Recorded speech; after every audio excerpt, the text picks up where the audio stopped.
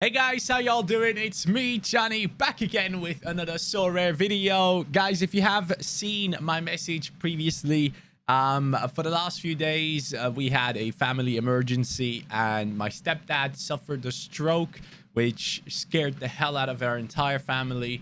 I immediately drove up there to be with him and my mom, basically to be there for them. And luckily, it's all good. Like, he literally has no physical implications from it, because obviously there can be times where one half of your body doesn't really necessarily work properly anymore and all those things, which are scary outcomes.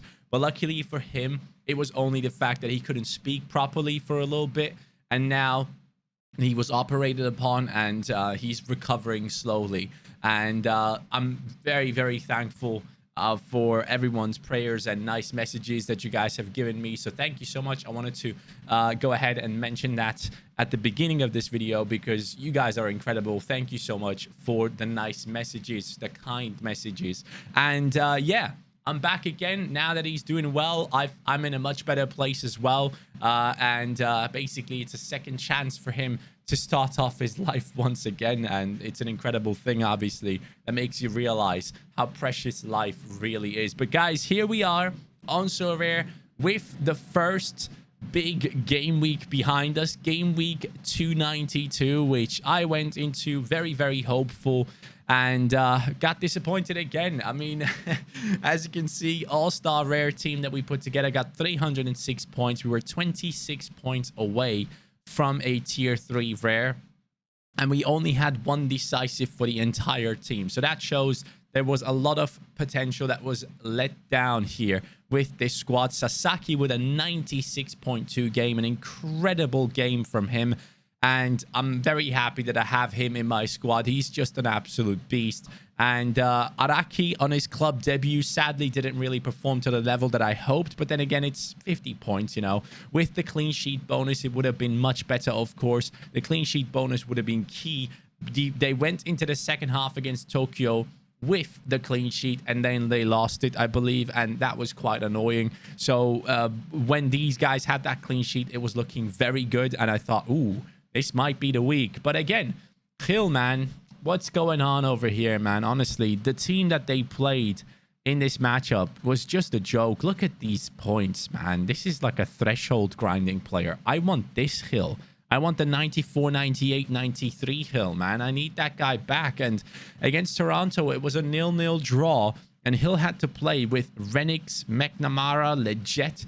Like, that attack makes me want to puke. So luckily, now Gustavo Bo is going to be back, hopefully, with this next game, and Vidione should hopefully get that starting lineup spot again, or Borrero should be back from his injury. I believe that's the guy that plays down the wings normally. But New England just look terrible, honestly. They just look awful, and I feel bad for Hill at this point, because he's stuck in a team that just can't perform. He has to basically do everything by himself, and if one piece falls out of that team, it immediately has a terrible effect on the rest of the squad, and that is just not okay. Maeda in his first game, Celtic did win 2-0. Obviously, it was a big game for Celtic starting off the season. Jota coming in with the 81 and 81.2 points. Matt O'Reilly, who's like 21 years old, he's had a great game. He's going to be very expensive when the card for him comes out. That is for sure.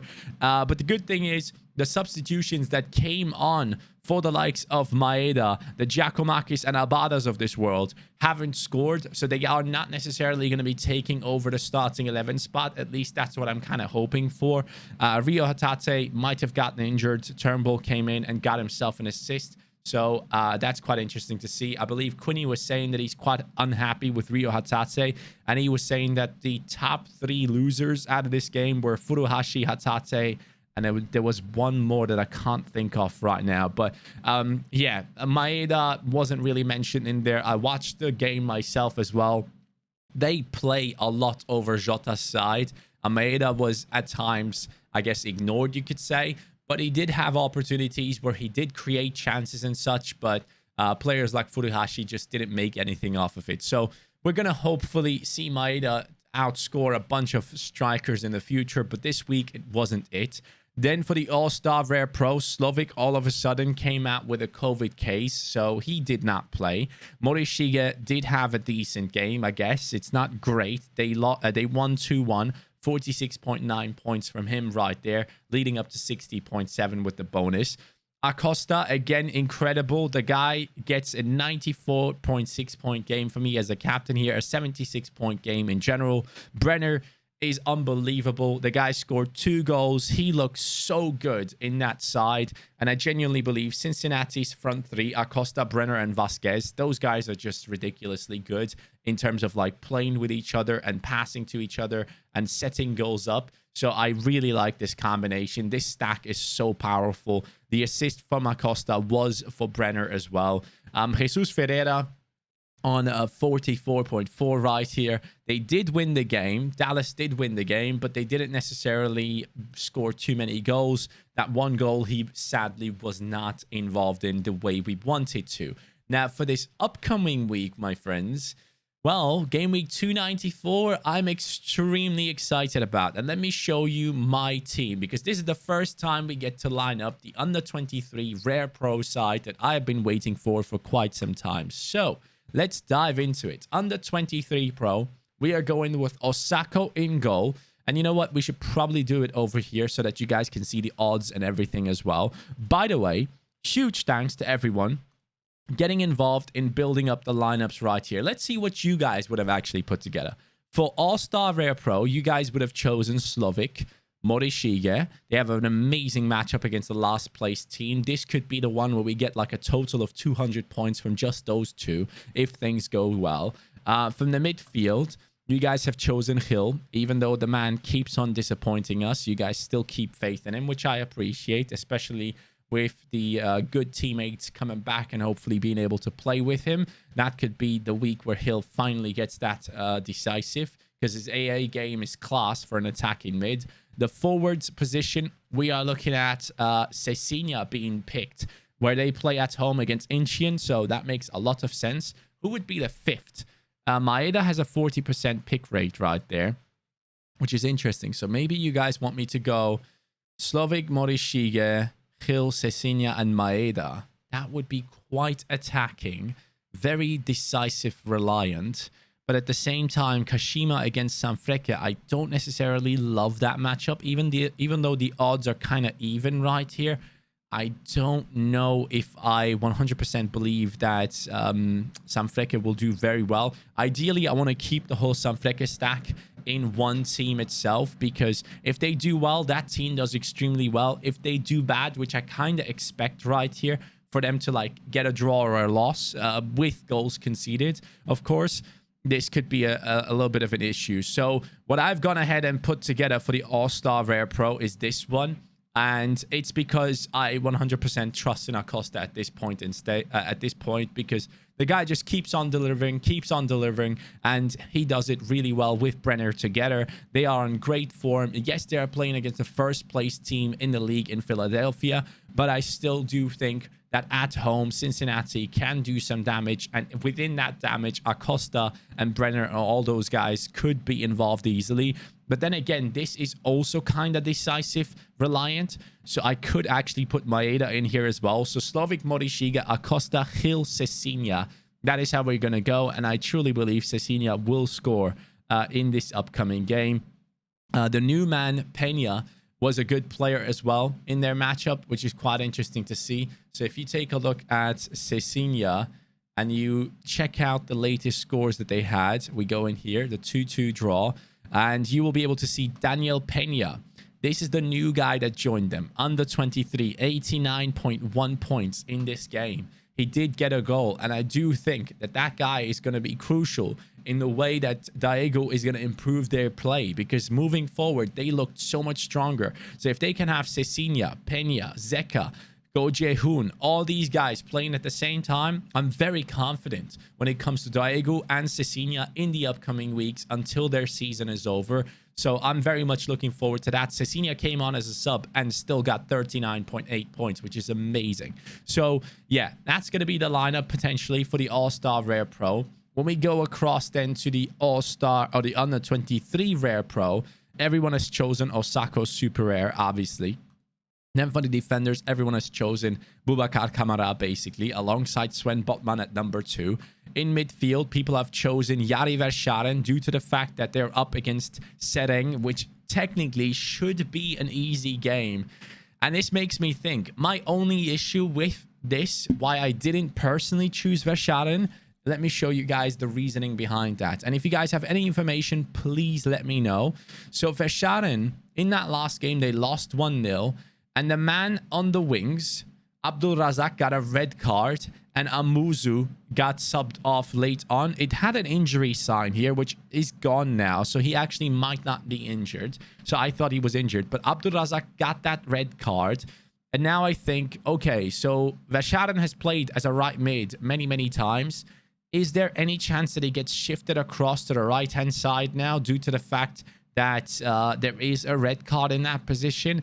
That would really suck. Like, that really would be annoying. So if you guys have any information on if Verscharen will be shifted on from that center midfield role down to the wings, that'd be quite interesting, because I think in the center midfield role, he can gather an amazing amount of points, even with just a game.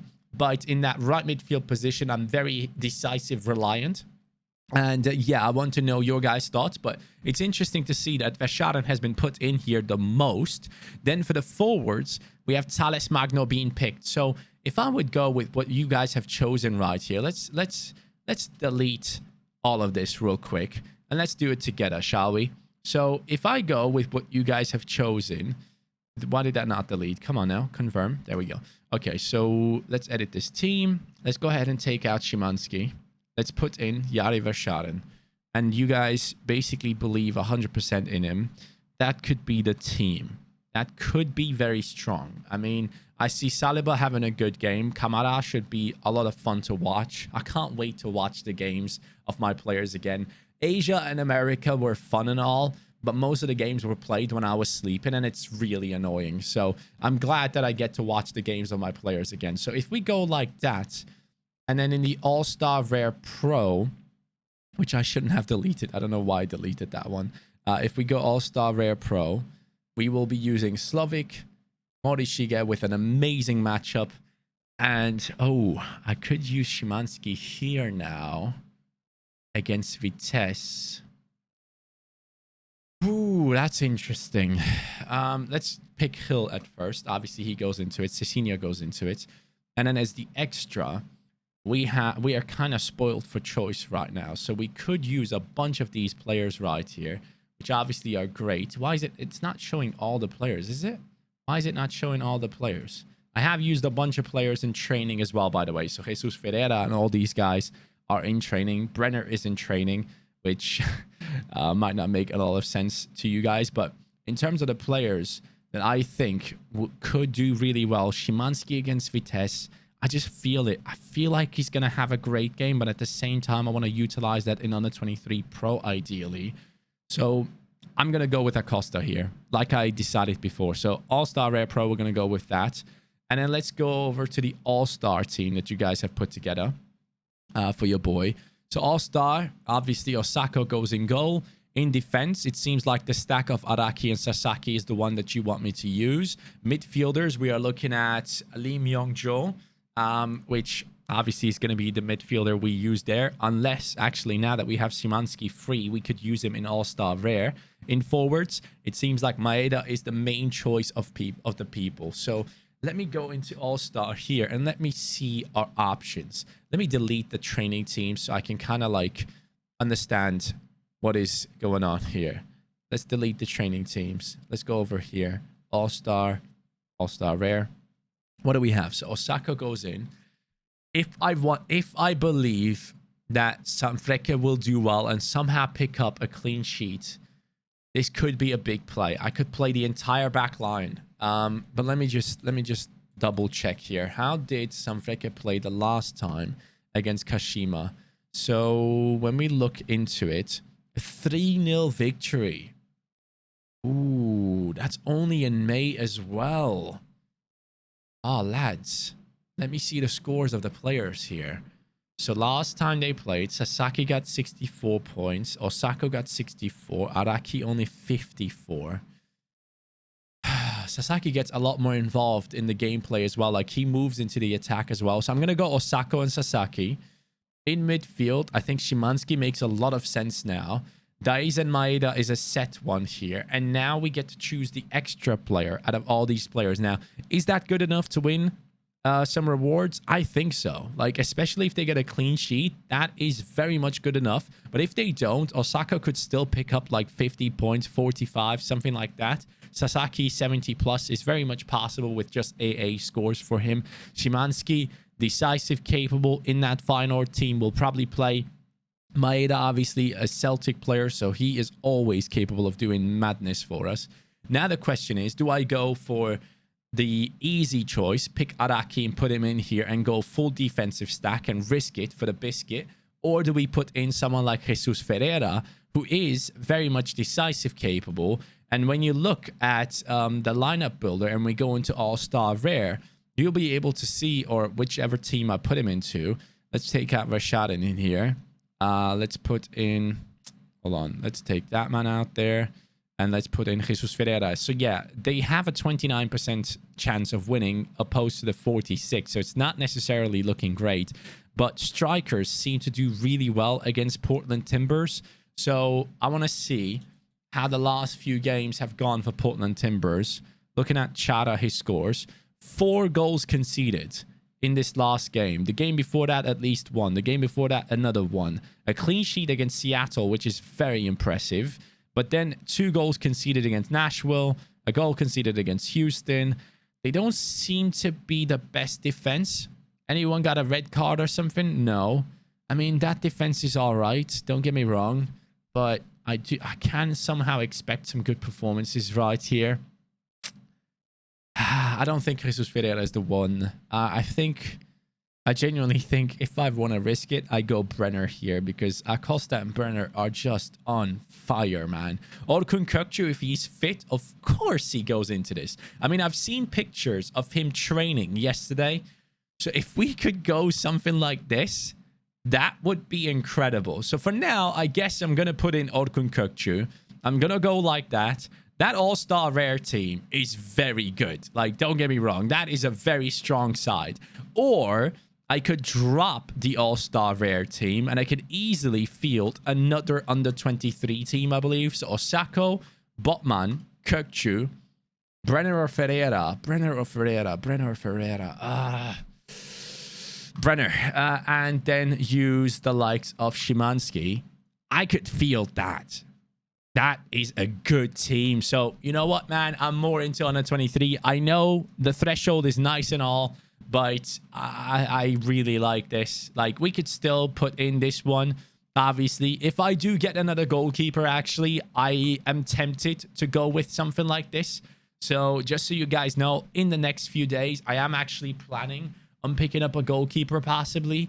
So if I find the deal that I like, if I find the player that I like, I'm really wanting to get another goalkeeper. It has to be a European one for sure.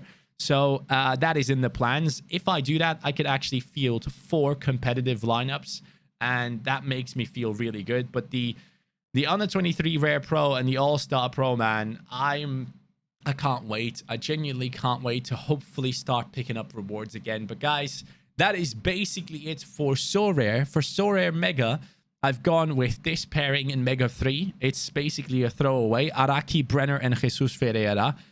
Basically hoping for decisives in here. For the Mega League 5, we look at a way stronger lineup. It's basically my under 23s. Osako, Kamara, Saliba, Feshaden, Thales Magno.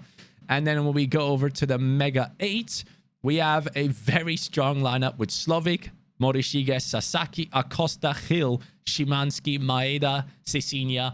And of course, if Kökçü is fit to play, he goes straight in here. And then our Mega 3 becomes way stronger as well. There is Kökçü. So that would be very strong at the same time. I mean, all of those lineups would be competitive for rewards. So I'm very excited, man.